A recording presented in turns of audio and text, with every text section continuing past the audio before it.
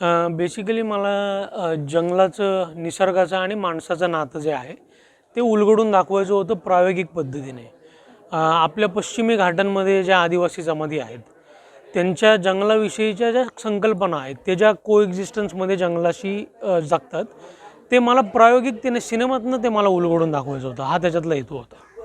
आता जंगलात शूट करणं म्हणजे तुमच्या कंट्रोलमध्ये काहीच नाही आहे. तुमच्या कंट्रोल ना तुम्ही तिकडे दिवे नेऊ शकता, तिकडे ना जनरेटर लागेल, तिकडे पाऊस चालू होता प्रचंड, चिखल, त्या जंगलामधल्या सगळ्या त्या गोष्टी. सो प्रचंड अवघड होतं शूटिंग. ती सगळी सिनेमाची इक्विपमेंट टेकड्यांवरनं चढून घनदाट याच्या पायवाटांमधनं वाट काढून आतमध्ये पोचायचं आणि तिकडे तो कॅमेरा लावायचा, इथपर्यंतच हे करता करता जीव जायचा सबंध.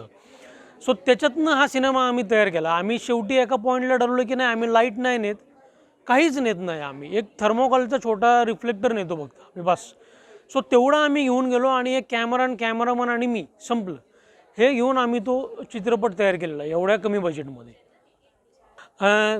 खूपच अनएक्सपेक्टेड होतं मला तर, कारण आम्ही ज्या पद्धतीनं तो सिनेमा सुंदर बनलेला, आम्हाला त्याच्यावरती विश्वास होता.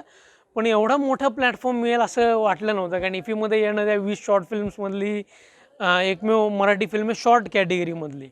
सो खूप प्राऊड वाटलं तेव्हा. खूप असं वाटलं की एवढे कष्ट करून आपण जे शूटिंगचे दिवस आठवले की सकाळी 3:30ला उठून आपण ज्या डोंगरांवरती चढलो, ते कुठेतरी शेवटी त्याचं चीज झालं कुठेतरी, असं वाटलं. मला असं वाटतं तुम्हाला जो जवळचा मुद्दा तुमच्यासाठी वाटतोय त्याच्यावरती सिनेमा करा. कुठलंही कॉम्प्रोमाइज नाही न करता. तुम्हाला जे वाटतंय ते तुम्ही करा. प्रोड्युसर, त्याची मार्केटिंगची गणितं, हे सगळ्या गोष्टी नंतर येतात.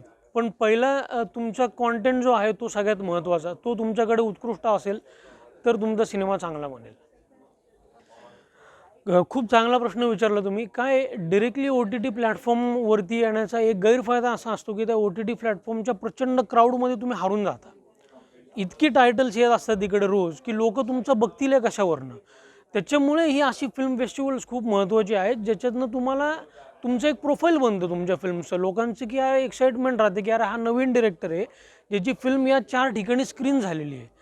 तेव्हा त्याच्यानंतर OTT प्लॅटफॉर्मवरती जर का ती फिल्म आणली तर त्याला जास्त फायदा होतो आणि ती योग्य ऑडियन्सपर्यंत पोहोचते.